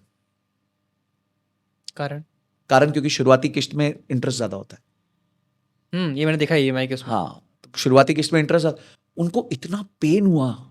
बोले संजय जी ये तो इतने पैसे महीने कट रहे हैं मेरे, 2.25 लाख 2 लाख 2.25 लाख कटते रहते हैं, और अभी तक मैं 20 लाख वापस कर चुका हूँ, या 25 लाख ही कुछ वापस कर पाया हूँ।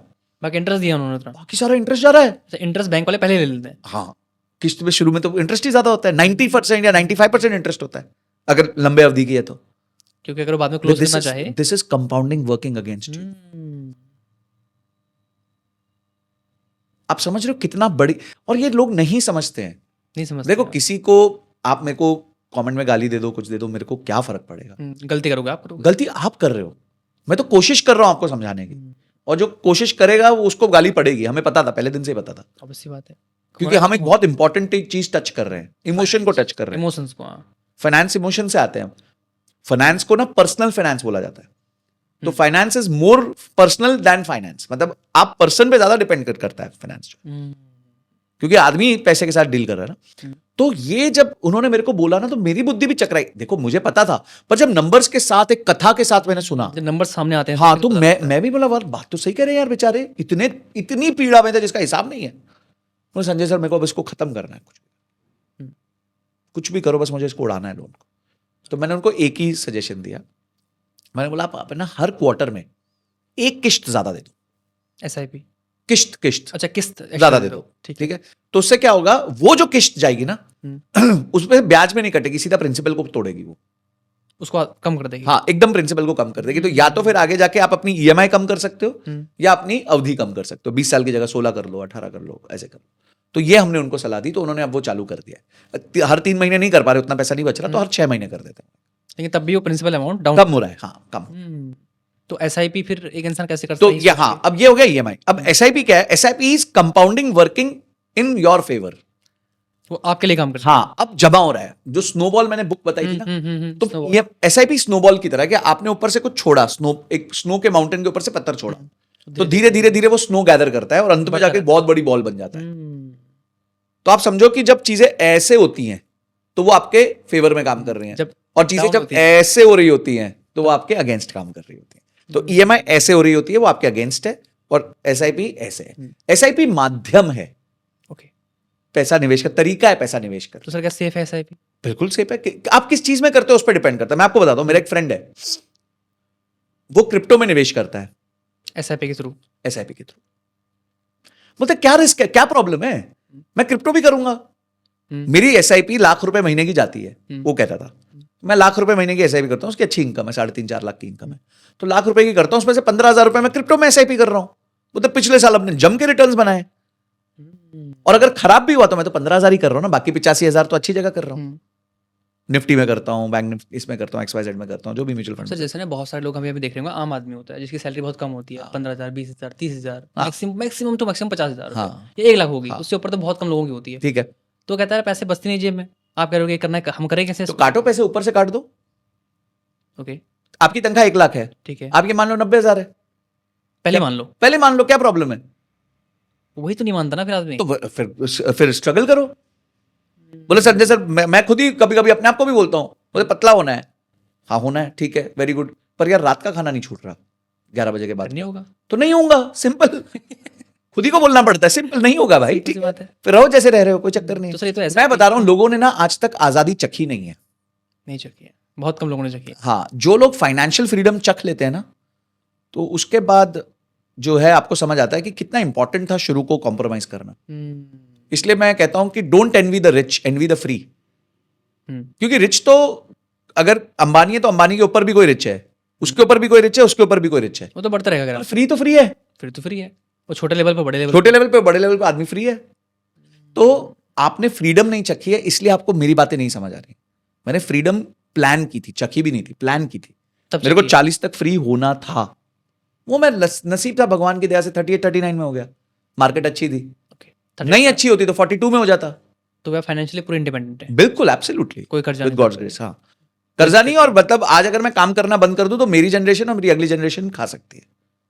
इतना आपने इकट्ठा, इतना इकट्ठा हो गया। और ऐसा नहीं कि 200 करोड़ इकट्ठा हुआ, छोटा ही इकट्ठा हुआ है, लेकिन बहुत अच्छा हुआ है। मेरे को पता है वो आगे कैसे प्लान करना है उसको। मैंने देखिए क्या होता है कि एक बार लक्ष्मी माता गई नारायण के पास, बोलती मेरे को आपसे एक वरदान चाहिए। तो बोले क्या वरदान चाहिए? बोलते मैं ना किसी के पास भी जा सकती हूं और कितने अमाउंट में भी जा सकती हूं, ठीक है? तो नारायण ने बोला तथास्तु, पर मेरी एक कंडीशन है। बोलते क्या? बोलते जब मैं बुलाऊं तो मैं वापस आना पड़ेगा। तो ठीक है जी, कंडीशन मेट। अब सेकंड आई सरस्वती माता, बोलती मैं भी सेम वरदान चाहती हूं, पर वो जो कंडीशन आपने लगाई है वो मेरे पे नहीं चाहिए। ठीक है, कि आप मुझे वापस नहीं बुला सकते, मैंने जिसके पास रह गई तो चले- रह गई जिसके साथ। इसलिए कहते हैं हर चीज का बंटवारा हो सकता है, बुद्धि का नहीं होता। अब बुद्धि आपका पैसा टेम्परेरी होता है, हम्म। आपके पास आएगा जा भी सकता है। जा आज मेरे पास पैसे हैं, कल जा भी हो सकता है अगर मैं कुछ बेवकूफी कर दूं मेरे नाश छा जाए वो कहते हैं ना जब नाश मनुज पे छाता है पहले विवेक मर जाता है। सकते हैं। बिल्कुल। तो वैसे ही मेरे भी साथ हो सकता है, हम्म। मैं कोई भगवान थोड़ी हूं। पर एक चीज जो मेरे से नहीं छीनी जा सकती है वो मेरी नॉलेज। दोबारा खड़ा हो जाऊंगा। वापस खड़ा हो जाऊंगा। इसलिए कहते हैं और बुद्धि- अब मुझे लगता है कि मैं अब जो मेरे को पता है वो ये काम जो करने में मुझे 17 साल लगे थे, अब अगली बार करूंगा तो शायद 5 साल में कर लूंगा, 6 साल में कर लूंगा। क्योंकि सीख ले जर्नी से, एक्सपीरियंस। एक्सपीरियंस आ गया, इसलिए value experience। लर्निंग होगी। तो मुझे सिर्फ ये लगता है कि आप लर्निंग पे फोकस करो, उसको इंप्लीमेंट करो। छोटी छोटी चीजें, मैं छोटे बिजनेसेस को कंसल्ट करता हूं, उनकी स्टार्टिंग कंप्लेंट होती है सर हमारे पास पैसा नहीं बचता जीएसटी और टीडीएस देने को। टीडीएस 7 तारीख को देना, जीएसटी 20 तारीख को देना। नहीं होता पैसा। मैं पहला स्टेप 2 महीने के अंदर ऐसा कर देता हूं कि उनको टीडीएस और जीएसटी की प्रॉब्लम ही नहीं होती। बोलो सर क्या करते हो? बोले 2 अलग बैंक अकाउंट खुलवा देते हैं और पैसा वहां डलवा देते हैं। पहले आंखों के सामने पैसा नहीं होना चाहिए, होगा तो यूज हो जाएगा वो। बस कहीं ना कहीं लालच सिंपल आएगा और रूल है घुस ना। जाएगा। कितना सिंपल है, इस बात के पैसे लेता हूं मैं। Okay। अब समझ लो। अब सर हो सकता है आपकी मार्केट सर बोले अब तो आप समझ गए सर, अब नहीं आएंगे आपके पास। हाँ देखो, या तो फीस देके आ जाओ या तो इतना अच्छा मैं ज्ञान दे रहा हूं उसको यूज कर लो। असल- भाई तनख्वाह आपकी 25,000 है ना, 25,000 है, कम है, कोई प्रॉब्लम नहीं है। 2,000 रुपए माइनस करके बोलो मेरी तनख्वाह 23,000 है, नहीं कर सकते क्या? 25 है नहीं मेरे पास, है ही नहीं तनख्वाह 25, 23 ही है मेरी। 23 ही है। पहले मान लिया आपने। पहले मान लो तो हो गया, आपका माइंड ही बन जाएगा ना उसके हिसाब से। माइंड फिर 23 के हिसाब से काम करेगा। अब सर बहुत सारे लोग बोलेंगे सर आप हमारे शौक छुड़वा दोगे। हाँ अब बहुत सारे लोग बोलेंगे देखो, शौक मत छोड़ो हम्म। पर हर शौक मत पालो। ओके, शौक मत छोड़ो, हर शौक मत पालो। हर शौक मत पालो। क्या आप बात है। मैं इसका एक उदाहरण देता हूँ। ठीक है। मेरे पास एक लड़का है, यंग, मेरी क्लास में था। बोलता है सर आपसे पर्सनली मुझे कंसल्ट मिलना है। करना है। बोला ठीक है आ जाओ। तो बोलता है सर मेरी ना 80,000 सॉरी 80 नहीं 8 लाख 60,000 के आसपास की तनख्वाह, 60-65,000 रुपए महीने की तनख्वाह है और ये मेरे खर्चे होते हैं। तो मैं बोला ठीक है ओके, अच्छी तनख्वाह है तुम्हारी। तो बोलता है सर मेरे को ना हार्ली डेविडसन लेनी है, बाइक। बहुत अच्छा है। हाँ बोलते बहुत अच्छा है। मैं बोला फिर क्या रोक रहा है तुम्हें लेने को? बोलते सर सेकंड हैंड देखी है, 4.5 लाख की पड़ रही है, बढ़िया जो मेरे को चाहिए। मतलब बहुत अच्छी बात है, नहीं तो वैसे तो 8-9 लाख की गाड़ी है। तो बोलता है सर पर प्रॉब्लम ये है कि इस पे लोन की जो किश्त आएगी वो मेरी आ जाएगी करीबन 12-13 हज़ार रुपए हर महीने। और उतना मेरे पास है नहीं देने को। मतलब तेरा मन है? मतलब कुछ कुछ जगह मन मारेगा? बोलता हाँ। हम बैठे उसके बजट के साथ, उसका बजट लेके कि वो महीने के पिछले 3 महीने का। मैंने बोला तू मेरे को एक एक खर्चा बता, तू कहाँ कर रहा है, स्विगी पे कितना कर रहा है, उबर पे कितना कर रहा है, सब्सक्रिप्शंस पे कितना करता है, इंश्योरेंस कितनी देनी है, सारा लेके आ जा। ठीक है जी, वो लेके आया।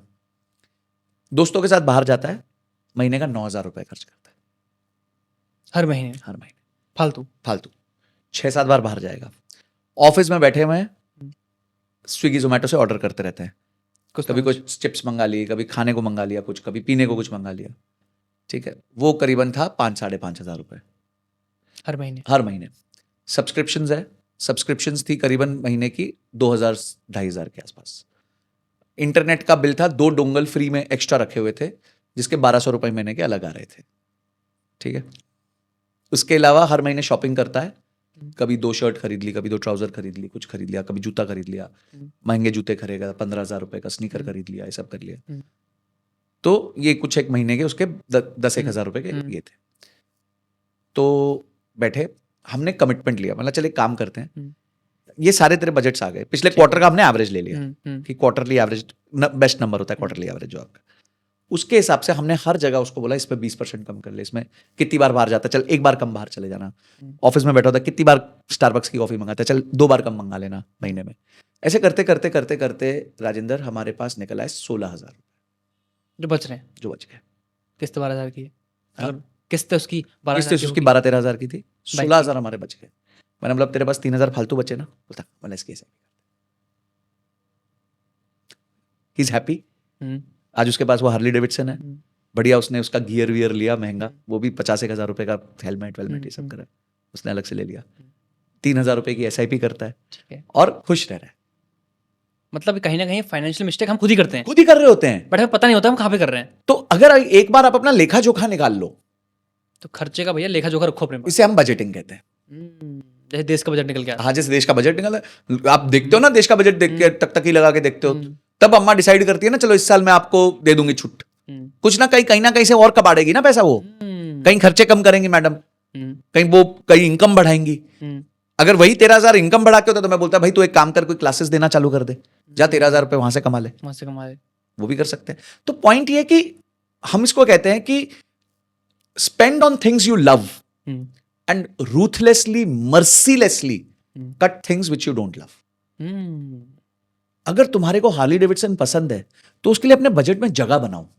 अगर तुम्हें साल में एक बार विदेश की यात्रा करनी है तो अपने बजट में उसके लिए जगह बनाओ। अगर तुम्हें साल में 2 बार घरेलू टूरिज्म करना है तो उसके लिए एक जगह बनाओ बजट में। आदमी सर बिना बजट के चल रहा होता है। आदमी बिना बजट के चल रहा। मैं बता रहा हूं सबसे बड़ा आज का रोग है यूपीआई।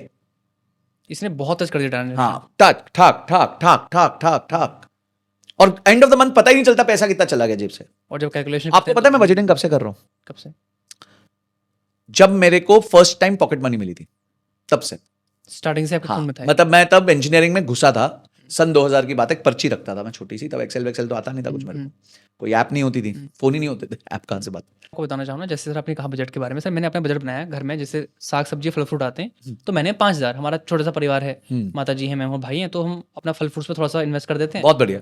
तो 5,000 का बजट था। तो सर मैंने नोटिस किया, मैं जो आजकल नए मॉल्स खुल गए हैं जहाँ पर सब कुछ लगा हुआ होता है, तो मॉल में गया सर 3 बार, 1 तारीख से 10 तारीख के बीच में। सर मैंने जब कैलकुलेशन की, मैंने कितना खर्चा किया सर, वो 10,000 से ऊपर हो चुका था। मैंने कहा ये मॉल में जाना मतलब ये जा तो रहा हूँ मैं कि हाँ मुझे सब वो उन्होंने आपको अट्रैक्ट किया हुआ ना, वो तो करते ही ये काम। साथ साथ में चार्जेस उठा के लेके उठा देते तो इम्पल्सिव उठा के जाते हैं, चलो सस्ती है। लेकिन सर जब देखा मैंने 10 दिन में ही 9,000, जबकि महीने का बजट 5,000 था। जबकि हर महीने 5,000 से ऊपर कभी नहीं गया बजट मेरा, लेकिन इसमें अभी पिछले महीने वो 12,000 से ऊपर पहुंच गया।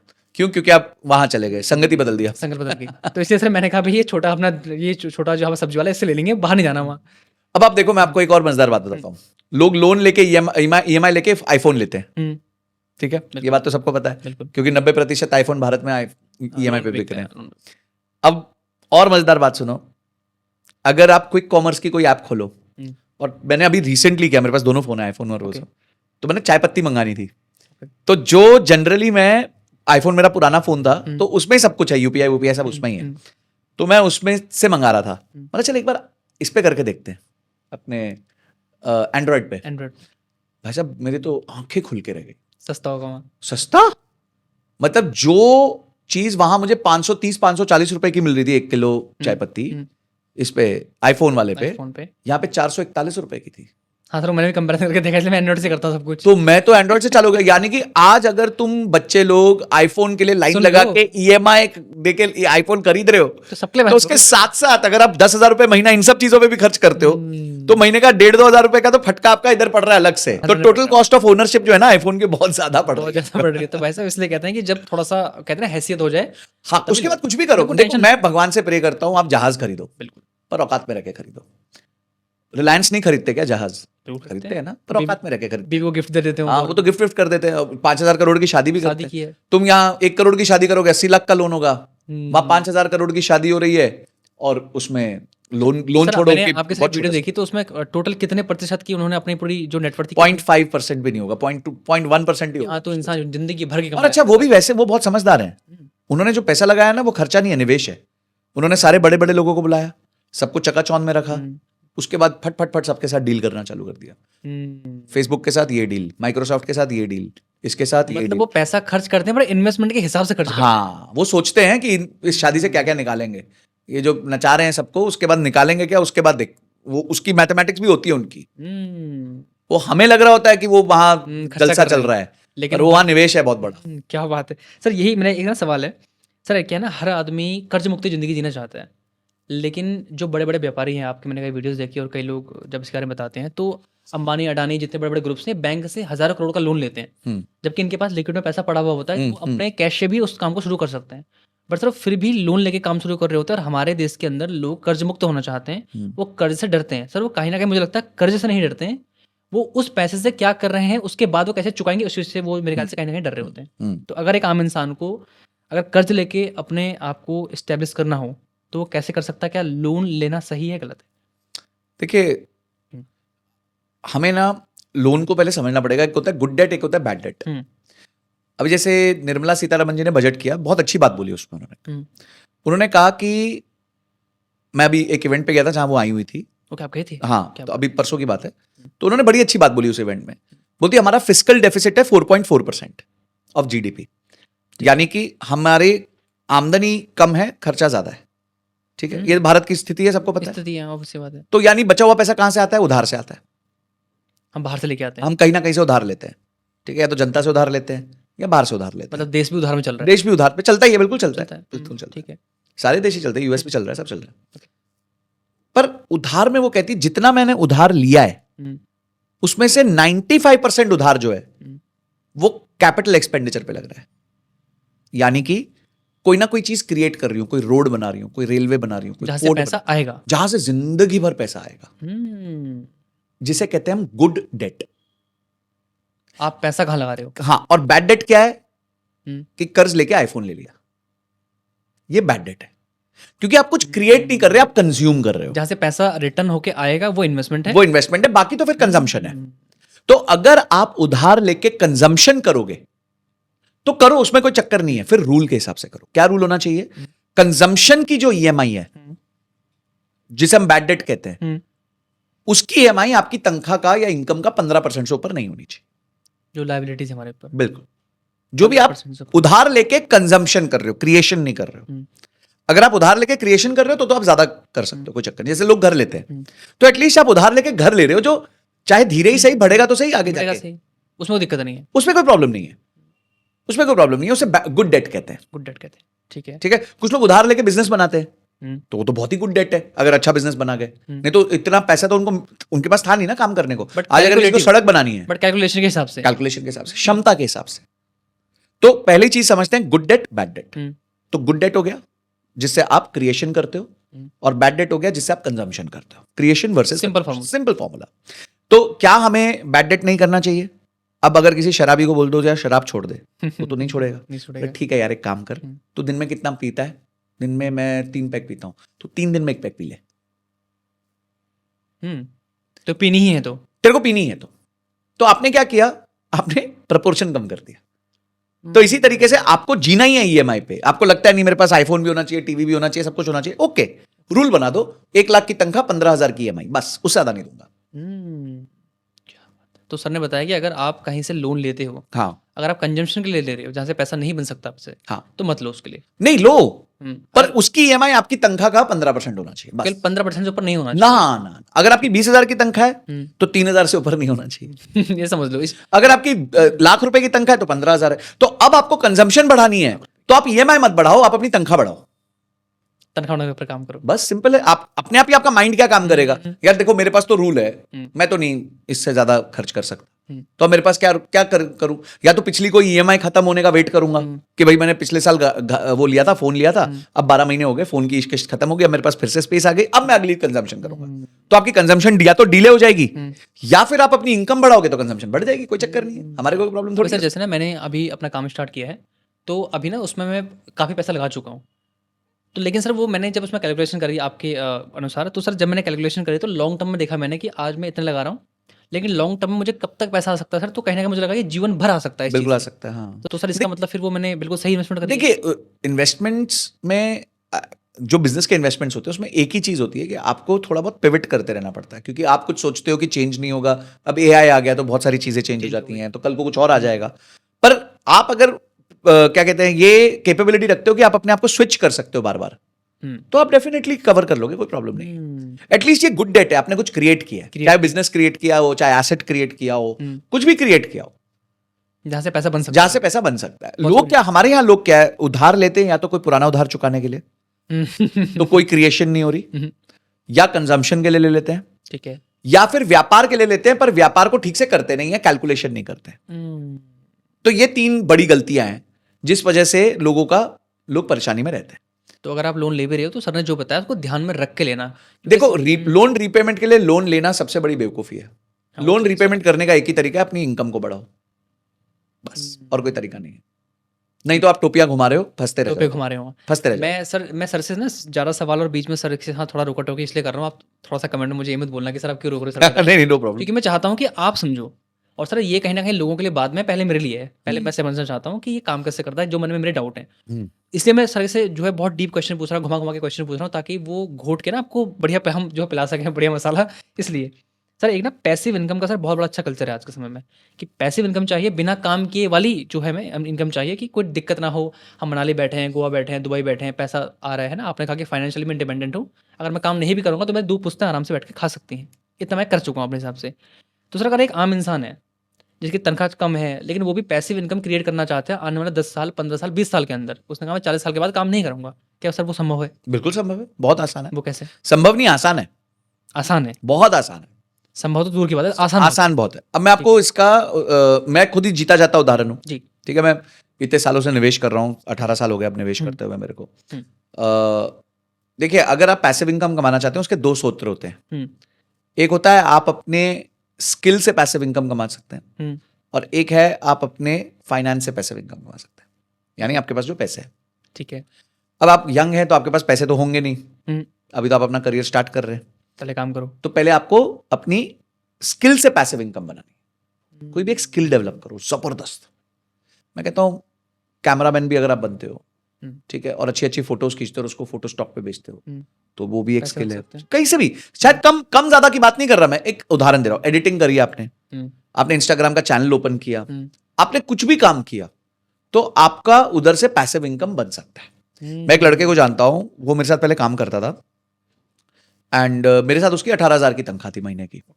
वो MIS बनाता था। MIS तो आप जानते ही होंगे, जो एक्सेल शीट पे कंपनी के डेटा को बनाता था। तो एक दिन मेरे पास तड़तड़ाते हुए आया, और संजय सर मेरे को ना मेरी तनख्वाह बढ़ा के चाहिए। मतलब ओके, क्यों? बोला मेरा 18,000 में गुजारा नहीं हो रहा। तो मैंने बोला ये तो मेरी प्रॉब्लम है ही नहीं, तो तेरी प्रॉब्लम है। तो फिर वो बड़ा हताश हुआ। मैंने बोला बैठ, मैं तेरे को सोल्यूशन देता हूँ। मतलब देख, तू मेरे को ये आके धमकी देगा, मैं छोड़ के चला जाऊंगा, मैं तेरे को बोलूंगा ओके, मैं किसी और को ढूंढ लूंगा। ठीक है। तेरे पास ऐसी क्या स्किल है जिसको मैं रोकूं? तो वो थोड़ा सा घबरा गया, सोच में पड़ा। सोच में घबरा गया, उन्हें क्या हाँ, बोलूं? तो मैंने बोला तू एक काम कर, कोई ना कोई कोर्स कर ले। ठीक है। तो उसने कोई कोर्स किया 70,000 रुपए का, जिसके पैसे उसने किश्त में दिए। इसको हम कहते हैं गुड डेट, जिससे कुछ तो सीखा ना आपने, अपने ऊपर निवेश कर दिया ना। तो उसने लिया, उधार लिया, पर उस उधार पे उसने मतलब उससे सीखा। अब राजेंद्र जी, आप भी पावर ऑफ सोशल मीडिया जानते हो, आप खुद भी देख चुके हो उसको। उसने सीखने के बाद वो कोर्स में ये भी सिखाया गया कि कैसे मोनेटाइज करते हैं अपने स्किल को। तो उसने अच्छे से उस सारे कोर्स को फॉलो किया।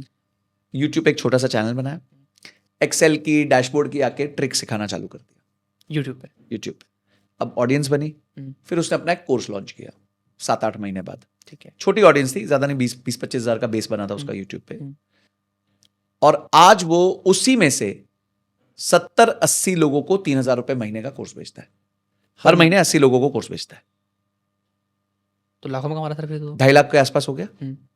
थोड़ा खर्चा करता होगा एड पे, थोड़ा सा लग जाता होगा।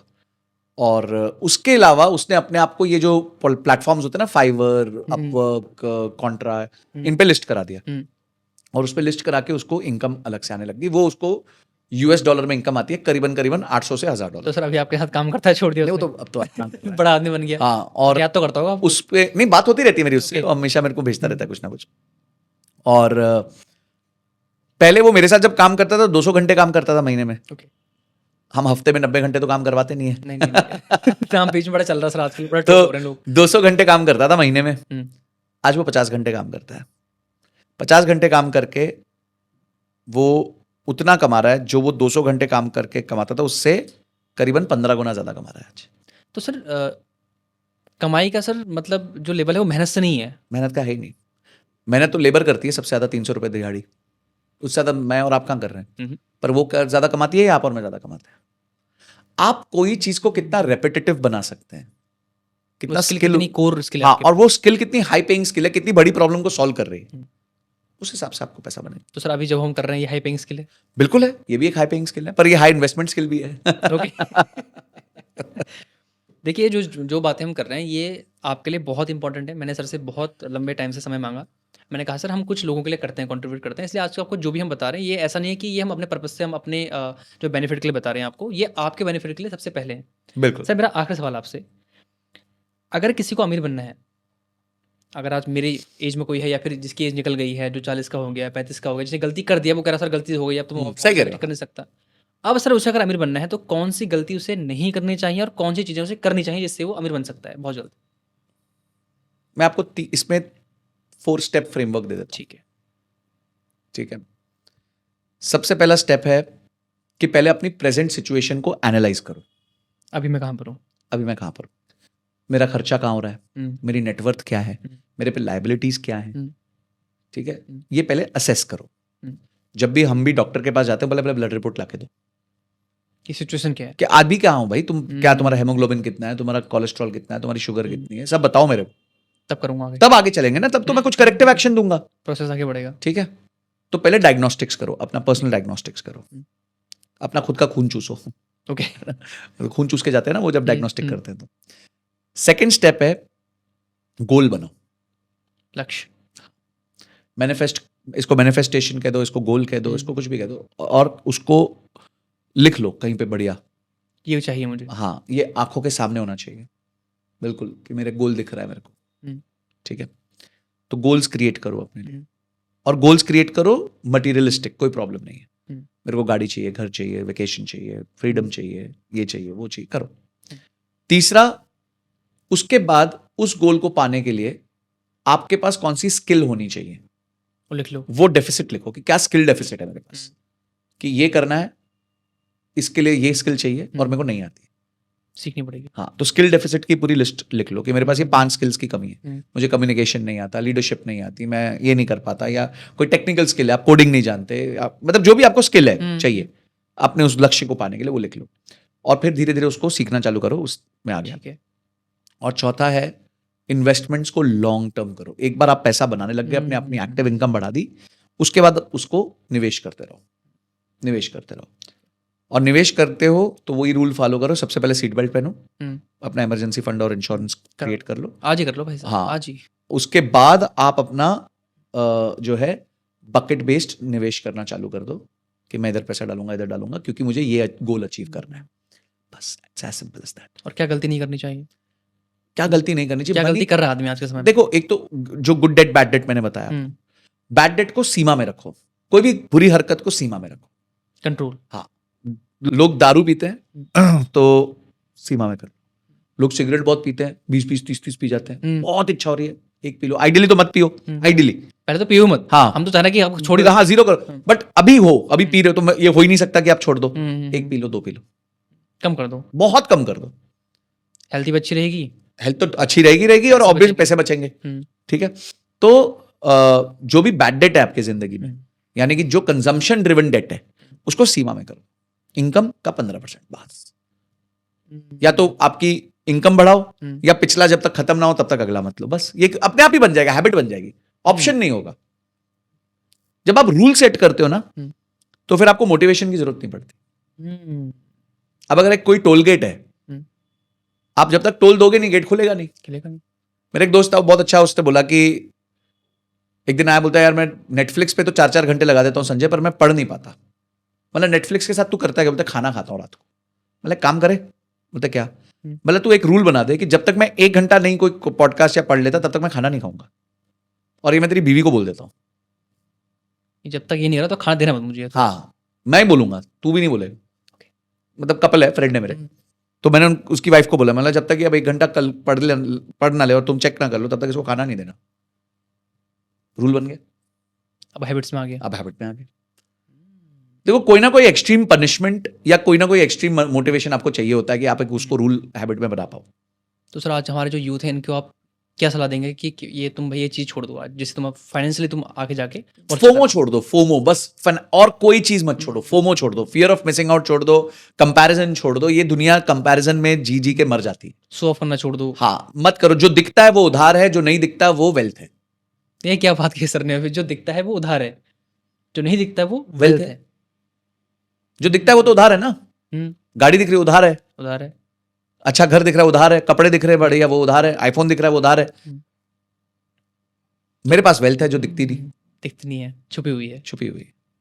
तो अच्छी चीजें छुपा के रखो, लोगों को लगने दो कि तुम 1 इडियट हो, कोई चक्कर नहीं है, तुम गरीब हो। हाँ, जिस दिन उनको पता चला आप क्या बन जाओगे ये क्या है कि मैंने क्या बोला, आप उनके एनवी बन जाओ, मतलब कल को जाके वो आपसे ईर्ष्या करे कि यार ये आदमी फ्री कैसे हो गया और मैं क्यों नहीं हो पाया। जबकि मैं इससे अच्छा और ये जब मैं रोज सुबह 9 बजे फोन करता हूं तो मैं तैयार हो रहा हूं ऑफिस जाने के लिए और ये भाई तो अभी तक सोया हुआ है। मस्त उठ रहा है। हाँ मतलब मैं सोया हुआ हूँ भाई, अभी मत तंग कर। हम्म। आज सोमवार है, ओके मुझे फर्क नहीं पड़ता, सोमवार है, थैंक मैं यू, अपने मन कर आ जाऊं। मैं अपने मन कर आ जाऊं। क्या आपको ये चाहिए या आपको ये चाहिए कि नहीं यार पूरा टाइम जिंदगी में काम ही करते रहेंगे, काम जाना करते पड़ेगा, रहेंगे, भागना पड़ेगा। क्योंकि मुझे किसी को आईफोन दिखाना था, कुछ किसी को मेरे को मर्सिडीज दिखानी थी, किसी को कुछ दिखानी थी। डिसाइड, लाइफस्टाइल ओवर फ्रीडम या freedom over lifestyle, choice is yours. Sir ने भी बड़ी शानदार बात कही जो मेरे दिमाग में छप गई है, वो है कि जो चीज़ें दिखती हैं वो ईएमआई पर हैं वो और उधार जो है। चीज़ें नहीं दिखती हैं हाँ, वो वेल्थ है। तो thank you so much sir, आज आपने हमें इतना समय दिया और इतनी वैल्यूबल आपने इन्फॉर्मेशन दी। सर अगर आपसे कोई जुड़ना चाहे तो कैसे जुड़ सकता है, आपके सोशल मीडिया हैंडल्स? आप अटैक कर दीजिए मेरे सारे सोशल मीडिया। मैं सारे जो लिंक्स हैं वो डिस्क्रिप्शन में डाल दूंगा बस। एंड देन सर को जाके आप संपर्क कर सकते हैं। सर के खुद का यूट्यूब चैनल है, इंस्टाग्राम पेज है, तो बहुत शानदार सर नॉलेज देते हैं और मैं तो सर को बहुत लंबे टाइम से जानता हूँ, 3-4 साल से जानता हूँ। तो डेफिनेटली आपको बहुत काम आएंगे और मैंने भी सर से बहुत कुछ सीखा। बहुत गलतियाँ की मैंने, लेकिन जब समझ में आया कि बहुत गलतियाँ कर रहा हूँ तो ठोकर खा के अकल आती है कई बार, बट आपको आज अकल पहले आ जानी चाहिए। ऐसा ना हो कि राजेंद्र सिंह की तरह और बहुत सारे लोगों की तरह आपको ठोकर लगने के बाद अकल आए। Thank you so much sir, आपने हमें समय दिया, इसके लिए आपका बहुत बहुत शुक्रिया। Thank you Rajendra.